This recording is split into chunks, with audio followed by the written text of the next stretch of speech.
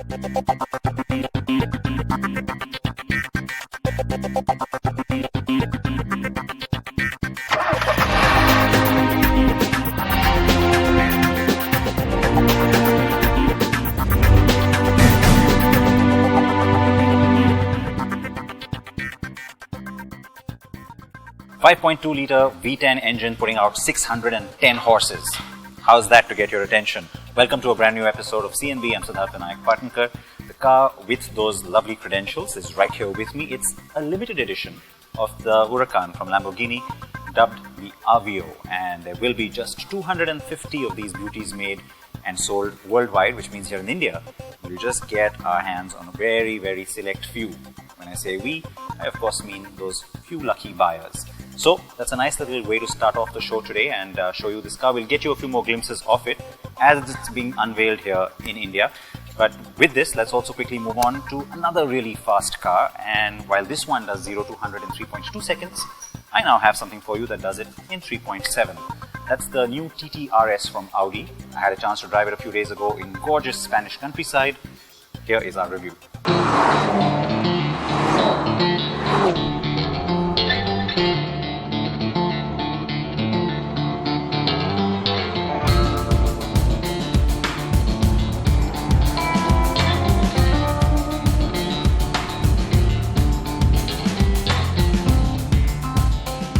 The very latest from Ingolstadt is the souped-up TT.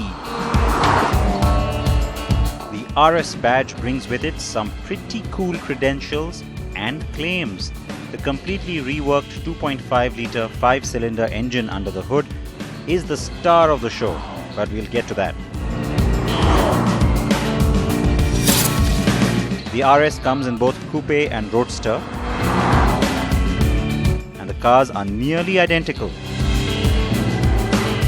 I spent considerable time with both in the beautiful countryside outside Spain's capital, Madrid.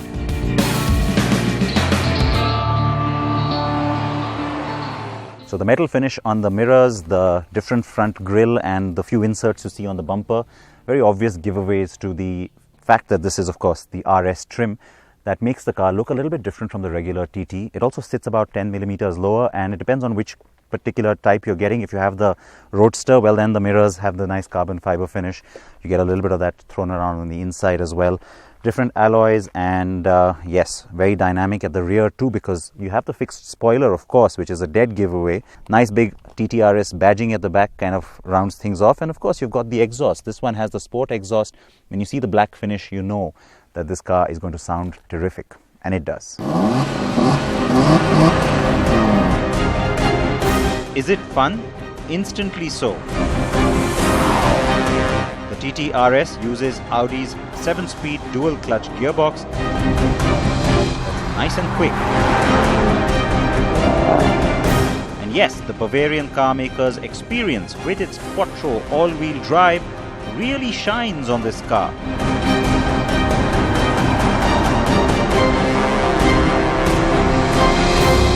Power is up significantly compared to the last TT RS, and well, of course, so is torque. It's gone up to 400 bhp and then of course 480 Nm of torque.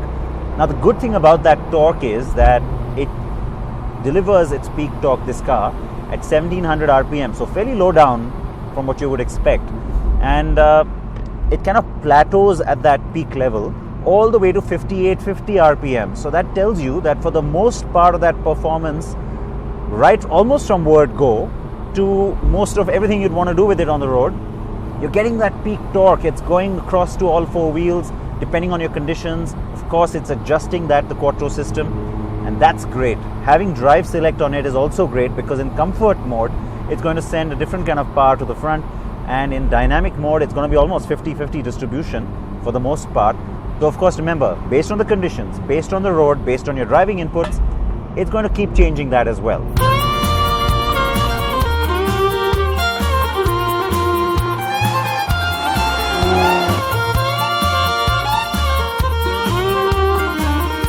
The car's ride, especially in dynamic mode, is rather stiff, and while that worked beautifully well on these gorgeous Spanish roads, it may not do so well on desi ones.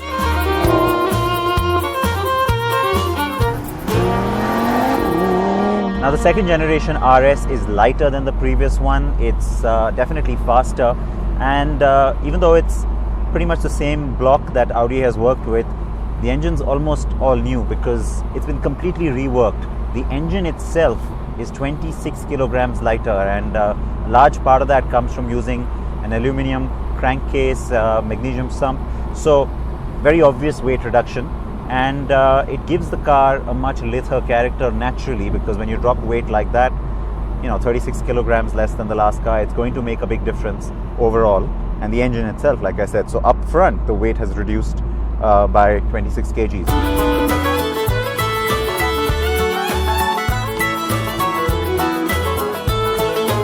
Drive Select really is a boon, as putting the car in dynamic is really where you want to be. The true character of the RS really comes alive only in the dynamic mode. I mean, of course, in comfort it drives really well, it's precise, it corners and handles beautifully. But once you've sort of been spoiled, once you've tasted blood, you've been in that dynamic mode, you really can't come back. I mean, it's not just about the way the car sounds, it's also just how stiff and taut it is. It's definitely got that RS character because, yeah, it is really stiff. And so out here on the Spanish roads, it's been smooth going. I really wonder how it would be on our roads back home. But having said that, these are the kind of roads that you got to drive a car like this on.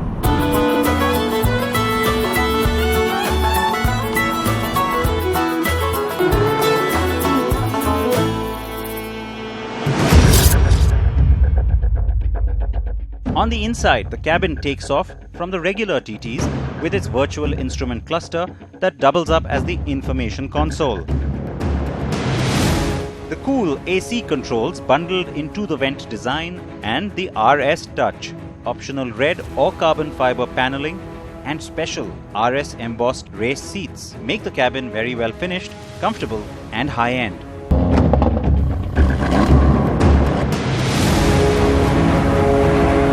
I did get my hands on the TT RS at the famous Jarama circuit too.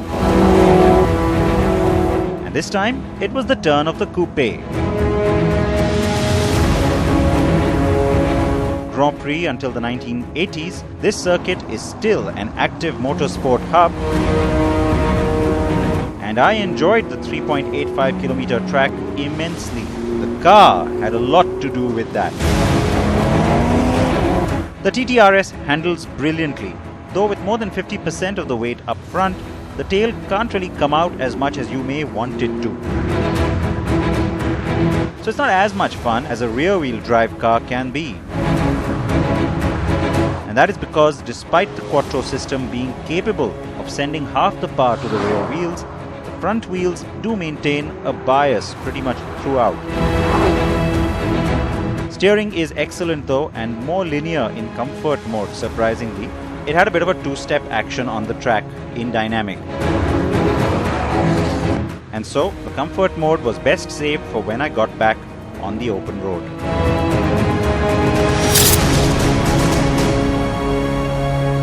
So it's a first from Audi, the use of OLED or organic LED in the tail lamp cluster here. It's probably something you'll start to see becoming a regular feature on all Audis. And what it gives you is, of course, a little sharper, little brighter and cleaner lines and more even lighting for each of those individual graphics. It looks pretty cool, I have to say. And it's a nice new feature that, like I said, will probably go across the entire range. The fixed spoiler at the back kind of completes the RS look. And the car looks pretty good on the road. And I have to say that the red definitely stands out, doesn't it?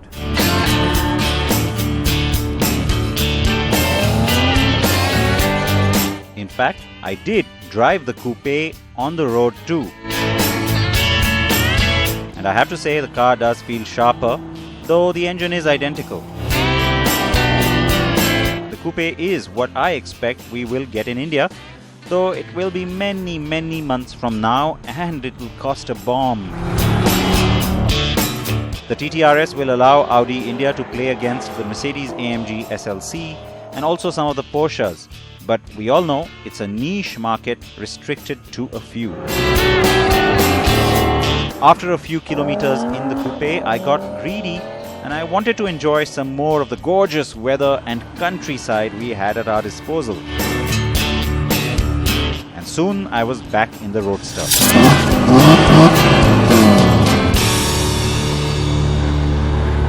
All that work and all that engineering that's gone into making this 5-cylinder sound like a delicious 5-cylinder, well, of course, naturally, that theater comes alive when the top is down, and it can't get better than this.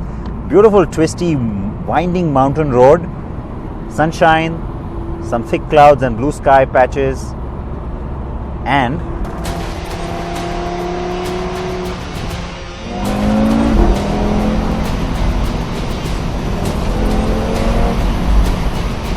that.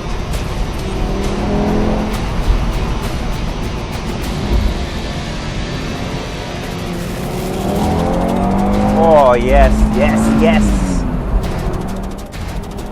Woohoo! I could do that all day.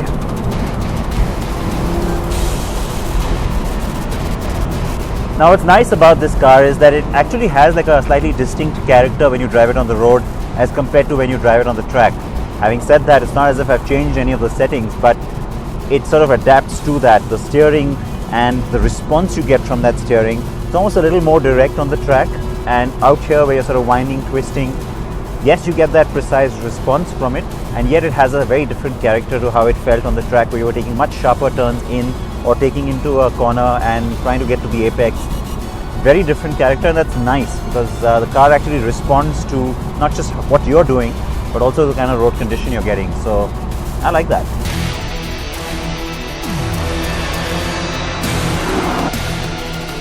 Audi has done very well with the new TT RS. The engineers should be proud because this isn't just a more powerful TT. They've taken an already well-built, fun and dynamic car and made it a little monster, ever ready to take on what you throw at it. The last generation car sold just about 4,000 units worldwide. I expect this one will do much more than that, with a few single or maybe even double-digit purchases at best, contributing to that cause from India.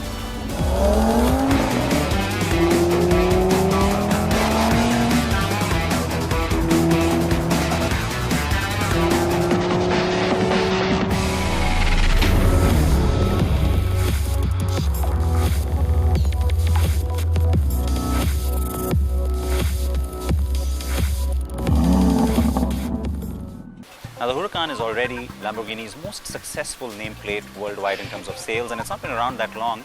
For it to have already crossed the Gallardo's record is pretty significant. So just how important does it become then to offer a limited edition of this particular model, and what's special about it? Well, I had the chance to ask that question to Andrea Baldi, who heads the company's Asia Pacific business. Here's a little excerpt of that.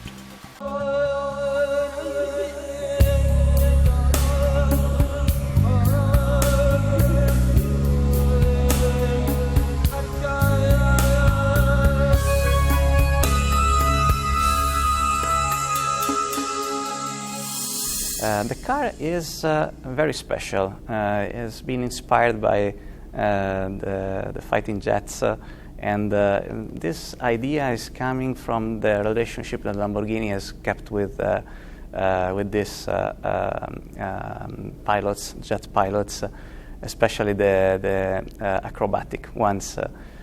In Italy, we have a very special relationship with them because we always have inspired our design looking at what is happening in the in this part of the aeronautic, and I must say that the car has been also a kind of manifesto for what is the possibility of Lamborghini to customize our cars in color and trim.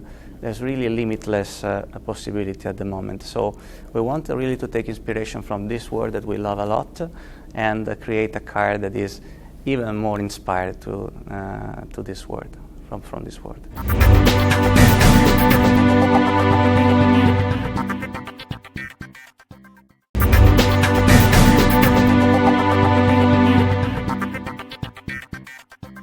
Now, the Aveo will be available to customers to purchase in 5 color options, including the signature matte grey that Lamborghini, of course, has as its very sort of obvious color. And then there are 4 other matte colors, including this beautiful blue, which perhaps is the one I would opt for if I had that kind of money. And there's this special little signature badging. The L is for Lamborghini, 63 is the year of inception of the company, and then of course you have the little inspiration from the Italian Air Force fighter jets, which this car carries. And that's why you have that little circular insignia there. That's also been added on. It's also, you'll find it in other parts of the car, including on the seats as well. Let's talk now about the latest round of global NCAP tests for Made in India cars. You know that's a matter that's very close to my heart, and we've followed and tracked this very closely. With the latest round, you now see the updated version of the Renault Kwid being crashed. Remember in May, we told you about how the Kwid was crashed for the first time. So does that improve the car's score now that it has been updated? And the other one joining it this time around is the Honda Mobilio. Take a look at how those cars fared. The crashworthiness of Made in India cars continues to remain in question. The 4th round of crash tests of Indian-made models of popular cars by safety watchdog Global NCAP shows marginal improvements only. This time around, the cars tested were the Renault Kwid and the Honda Mobilio. David Ward, the Director General at Global NCAP, says, Renault and Honda make safe cars in other markets. They have the know-how to make all their Indian cars much safer. We expect them to start doing so now. Now that is a strong statement indeed, but it resonates with results seen in previous tests that we've already covered extensively here on CNB, doesn't it? The Renault Kwid has received a 1-star rating for adult occupant safety, as the car has an optional driver side airbag. It must be noted that the Kwid without airbags carries a 0-star rating. The Honda Mobilio base variant also has no airbags and so ended up with a 0 score too, while its dual airbags variant got a respectable 3-star rating because the Mobilio's inherent structure was more sound. The Renault Kwid was involved in the last round of crash tests held in May this year and does see a marginal improvement in its result.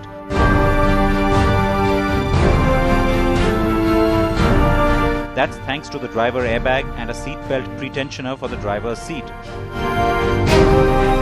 But that is all only available as an optional extra on just the top-end variant alone. CNB reached out to both Renault and Honda for comment on these results.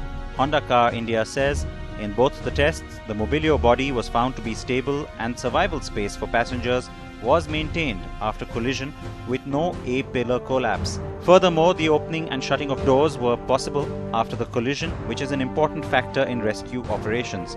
This result was achieved with Honda's original vehicle body structure, while Renault said, India is gradually moving towards international safety norms by including more robust safety regulations, and the assurance of the Bharat NCAP is a positive step in this direction. As a customer-focused company, Renault fully supports this initiative, and we are already future-ready in terms of technology, design and engineering for enhanced safety for all our vehicles. Honda has already announced that it would transition its entire portfolio to having dual airbags as standard by April 2017. India was to adopt strict crash testing norms in less than a year, but sources now indicate that the Bharat NCAP program will actually roll out only by October 2018, when all new models will have to adhere to crash testing norms.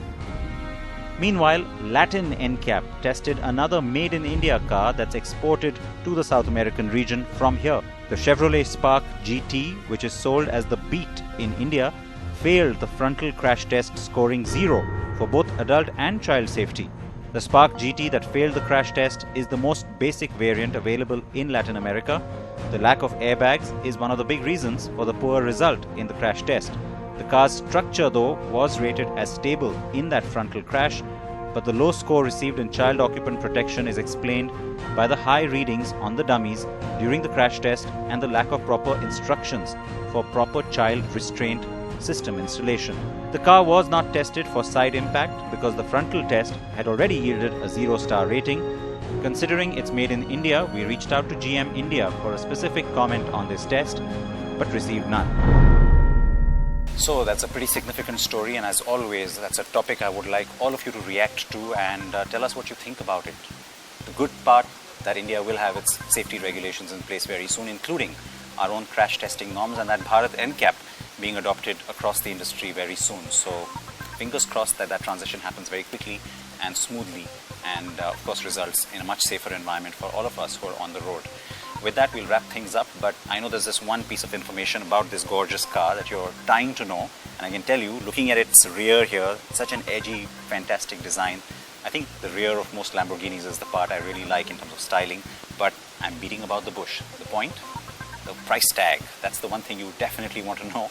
And well, pocket change for some people, 3.71 crore rupees is what will set you back if you were to go ahead and book one of these beauties for yourself. So with that wonderful, thunderous little note, I'm going to say goodbye. Please wear your seatbelts, please wear your helmets, and join us on the program next week.